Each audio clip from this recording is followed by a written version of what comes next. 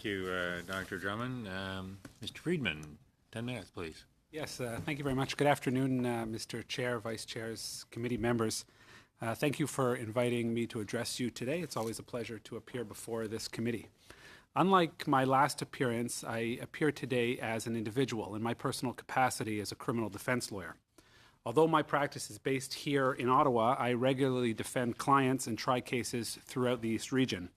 My work often takes me through small towns and villages, from Stormont, Dundas, and Glengarry in the east to Renfrew and Lanark County, like Dr. Drummond in the west, and all places in between. I have seen firsthand the unique challenges faced by rural residents as both victims of crime and all too often the subject of criminal charges themselves. I found last week's testimony by Edward and Jessica Maurice to ring particularly true in this regard. Their story, sadly, is one that I have heard many times before. Rural residents confront intruders on their property. Sometimes the intruders are armed themselves. Invariably, when seconds count, the police are only minutes away.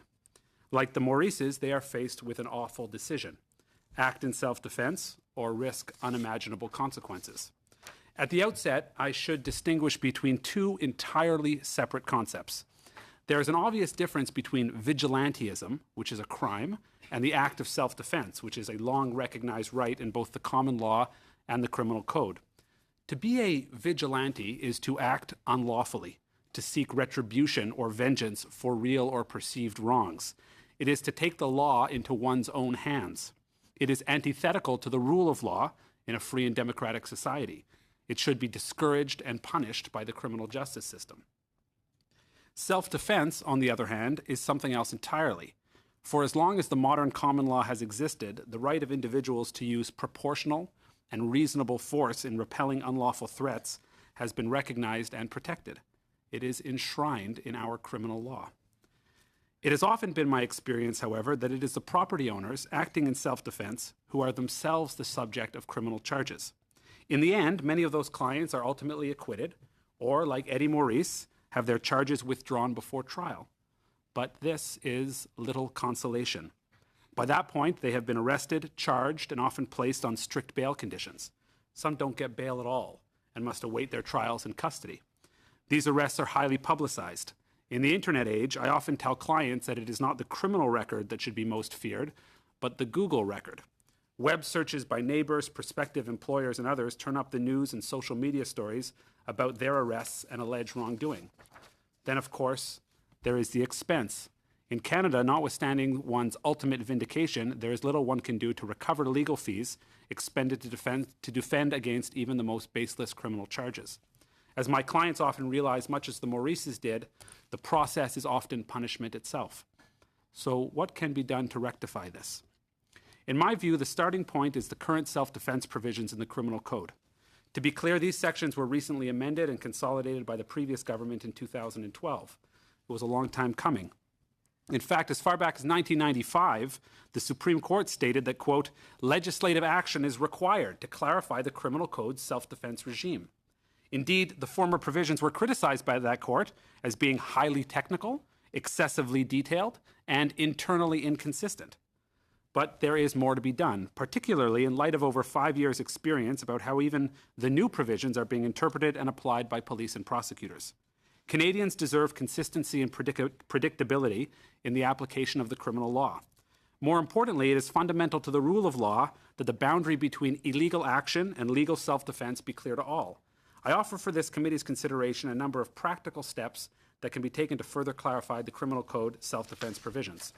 First, Parliament should consider codifying the existing common law self-defense principles in the criminal code. While these may not change the ultimate outcome where a case goes to trial, of course, a judge knows the law and will instruct the jury accordingly, it would give clear guidance to law enforcement when they are considering the threshold question of whether or not to lay the charge. That is, whether reasonable and probable grounds exist to believe that an offense has been committed. These recognized common law principles include the following. 1. The accused bears no onus to demonstrate that there was no reasonable way of withdrawing or retreating. From Ward, the Ontario Court of Appeal. 2. People in stressful and dangerous situations do not have time for subtle reflection. Mohammed from the Ontario Court of Appeal. 3, a person defending himself against an attack, reasonably apprehended, cannot be expected to weigh to a nicety the exact measure of necessary defensive action, from Baxter, Ontario Court of Appeal. And 4, what is relevant to assessing a claim of self-defense is how the accused perceived the relevant facts and whether the perception was reasonable. In other words, an accused person is entitled to be mistaken, so long as that mistake was a reasonable one, from Patel, Supreme Court of Canada.